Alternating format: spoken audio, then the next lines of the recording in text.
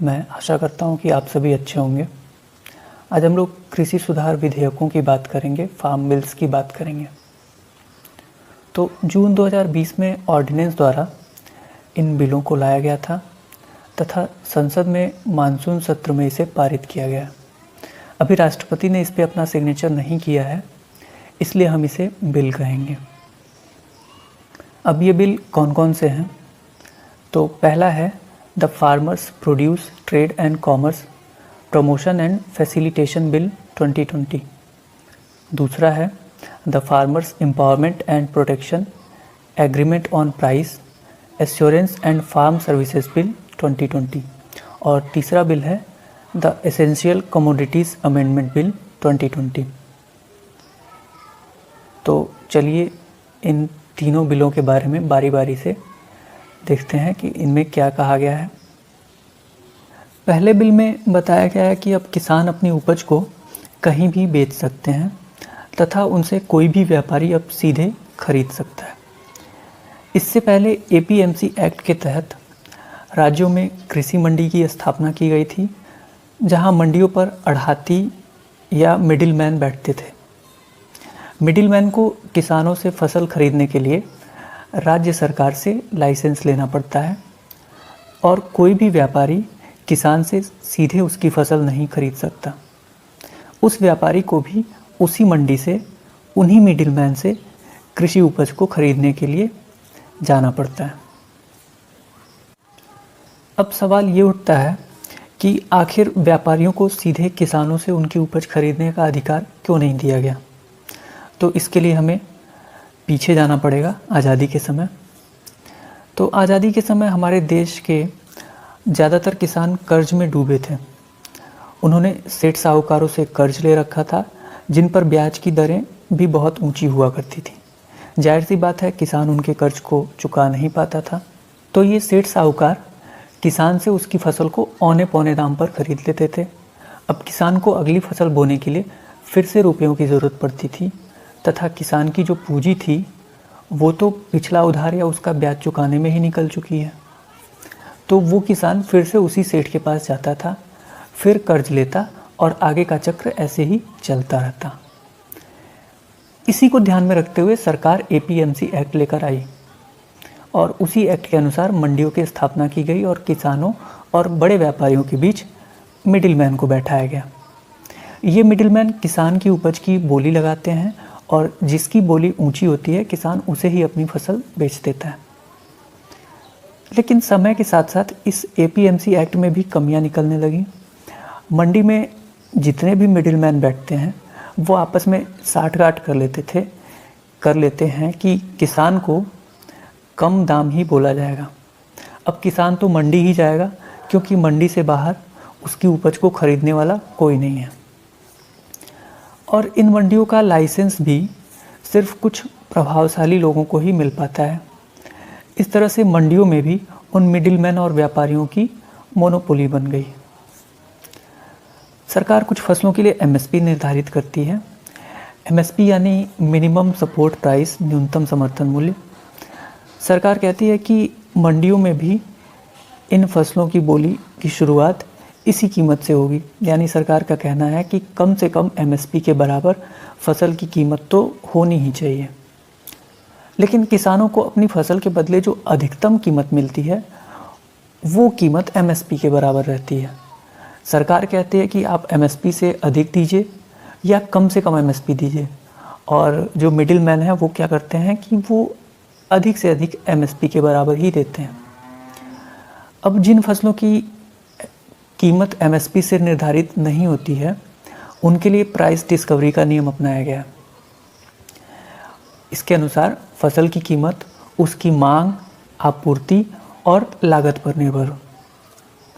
लेकिन इन फसलों की कीमतें बहुत ज़्यादा ऊपर नीचे होती रहती हैं। अगर पैदावार अच्छी हो गई तब भी उस फसल की कीमत कम ही मिलती है, और अगर पैदावार अच्छी ना हो तो कोई बात ही नहीं है। अब इन्हीं सब कमियों को ध्यान में रखते हुए सरकार ने किसानों के सामने इस नए बिल को एक दूसरे विकल्प के रूप में रखा है। अब किसान सीधे अपनी उपज को बड़े व्यापारियों को बेच सकता है। बीच से मिडिलमैन के हटने से व्यापारियों को भी किसानों से सीधे खरीदारी करनी सस्ती पड़ेगी और किसानों को भी अपनी उपज का अच्छा दाम मिलेगा। और सरकार इसे वन नेशन वन मार्केट का कॉन्सेप्ट कह रही है। लेकिन इस बिल के दूसरे पक्ष को भी देख लेते हैं। सरकार कहती है कि एपीएमसी मंडी भी रहेगी और जो नया विकल्प है वो भी रहेगा, लेकिन इसको ठीक से समझने की ज़रूरत है। अभी जो दूसरा विकल्प है उसमें किसानों को भी फ़ायदा होगा और व्यापारियों को भी, क्योंकि किसानों को अभी ऊंचा दाम मिलेगा, वहीं व्यापारियों को मंडी से खरीदने के लिए राज्य सरकार को टैक्स देना पड़ता था, साथ ही मिडिलमैन भी अपना कमीशन लेता था। तो अब सीधे खरीदने से व्यापारियों को भी खरीदारी सस्ती पड़ेगी। अब मान लीजिए शुरू में कुछ किसानों ने दूसरे विकल्प को चुना और चूंकि अभी शुरुआत होगी और दूसरे विकल्प के लिए कम किसान आएंगे, तो जो बड़े व्यापारी हैं वो दूसरे विकल्प से किसानों को लुभाने के लिए उनकी उपज की ऊंची कीमत देंगे। फिर समय के साथ साथ दूसरे विकल्प में किसानों की संख्या बढ़ती जाएगी और उधर जब मंडी खाली रहने लगेगी तो राज्य सरकारों के पास उन्हें बंद करने के अलावा कोई विकल्प नहीं होगा। अब जैसे ही वो मंडियाँ बंद होंगी, बड़े व्यापारी किसानों को मैनिपुलेट करने लगेंगे और उन्हें उनकी कीमत का अपने हिसाब से दाम देने लगेंगे। यहीं पर अगर सरकार यह कह दे कि बड़े व्यापारी भी एमएसपी से नीचे उपज को नहीं खरीद सकते, तो इस कमी को कुछ हद तक दूर किया जा सकता है। यानी दूसरे विकल्प में भी सरकार एमएसपी को अनिवार्य करे, साथ ही एमएसपी के दायरे में अन्य फसलों को भी ले आए और एमएसपी में वृद्धि करे। अब ध्यान रहे कि एमएसपी के बारे में भी हमारे देश में ज़्यादातर किसान इससे परिचित नहीं हैं। सिर्फ 6% किसान ही एमएसपी से ऊंची कीमत पर अपनी फसलों को भारत में बेचते हैं और यह आंकड़ा शांता कुमार की कमेटी से लिया गया है। तथा 2016 में नीति आयोग ने भी कहा था कि भारत के 81% किसानों को एमएसपी के बारे में पता ही नहीं है। अब दूसरे बिल के बारे में बात कर लेते हैं। दूसरा बिल कॉन्ट्रैक्ट फार्मिंग पे आधारित है। ऑन द पेपर ये बिल भी बहुत अच्छा है। इसमें किसानों से बड़े व्यापारी अपनी ज़रूरत के हिसाब से फसल उगाने का कॉन्ट्रैक्ट करेंगे और उसी समय दोनों के बीच कीमत तय कर दी जाएगी। किसान फसल उगाएगा और व्यापारी फसल को खेत से उस कॉन्ट्रैक्ट के आधार पर खरीद लेगा। इससे किसानों को इस बात की सहूलियत होगी कि उन्हें पता होगा कि वो जो फसल उगा रहे हैं उसकी कितनी कीमत उन्हें मिलेगी, क्योंकि ज़्यादातर फसलें जब बोई जाती हैं तो उनकी कीमत कुछ और होती है, लेकिन जब फसल तैयार होती है तब उनकी कीमत कम हो जाती है। हालांकि किसान और व्यापारी में कोई विवाद होने पर अधिनियम के अनुसार एसडीएम स्तर पर उसे सुलझाया जाएगा, लेकिन चूंकि किसान और व्यापारी दोनों एक समान स्तर पर नहीं हैं, अतः यह आशंका भी है कि शायद ही वहाँ ज़्यादातर किसानों को न्याय मिल पाए।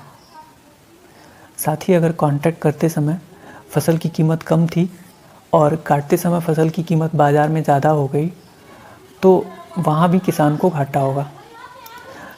अब सरकार कॉन्ट्रैक्ट फार्मिंग में भी एमएसपी को लाकर कुछ हद तक किसानों को राहत दे सकती है। अब जो तीसरा बिल है आवश्यक वस्तु संशोधन विधेयक 2020, इसको देख लेते हैं। सरकार ने 1955 में आवश्यक वस्तु अधिनियम पारित किया था। इस अधिनियम के मदद से सरकार आवश्यक वस्तुओं का उत्पाद, आपूर्ति और वितरण नियंत्रण करती है, जिससे यह आवश्यक वस्तुएं उपभोक्ताओं को उचित दाम पर मिलती हैं।